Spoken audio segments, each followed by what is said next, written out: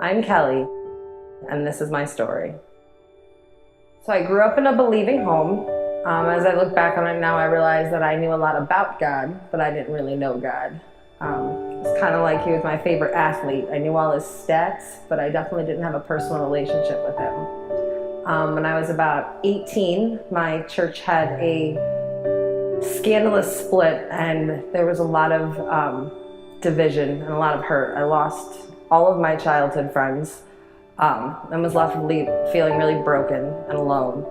I got married right around the same time, and I was clearly very, very unhealthy and was looking for something from my husband that he couldn't offer me. So the relationship didn't end well. I wish that I could say that rock bottom came the first time that I ever got arrested, or the first rehab that I went to, or when I lost my children, but it didn't. It took in October of 2016, I overdosed on heroin, and I remember coming to in my apartment on my bedroom floor and seeing faces that I didn't know, strangers, the EMTs that saved my life. For about 2 weeks after that, I was clean, but all I could think about was death and just how easy it was, and that was scary to me. The first time I heard about Two Rivers, I was in an outpatient rehab with someone who was on launch team, who was starting the church, and that kind of boggled my mind that someone who was exactly where I was part of starting a church. So I'd heard about it for years and popped into their addiction recovery groups here and there, but never really stuck until I had that encounter, until I had that experience with God.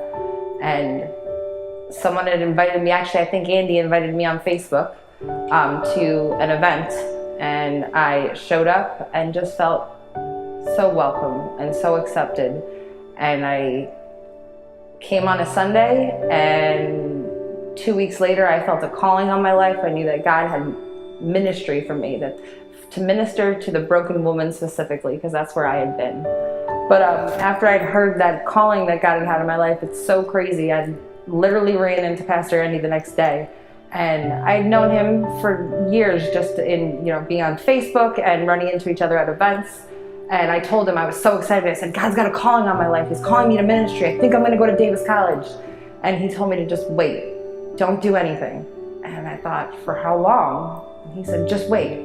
So a week went by, and I messaged him and said, I really feel called to ministry. I think I'm going to apply to Davis College. And he asked me for my email address. And the next day, actually I think it was the same day, I got an email from Pastor Will, and it just said, Church Planters in Residency.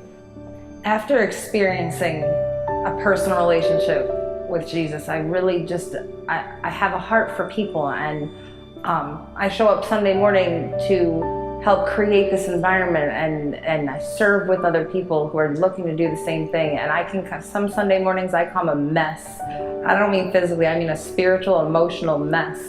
And I have people there who see that and who care, and I can talk through my things. And even when I fall short, even when I fail, even when I mess up, I can tell somebody, and I'm not looked down on like, how could you? Most times they say, me too.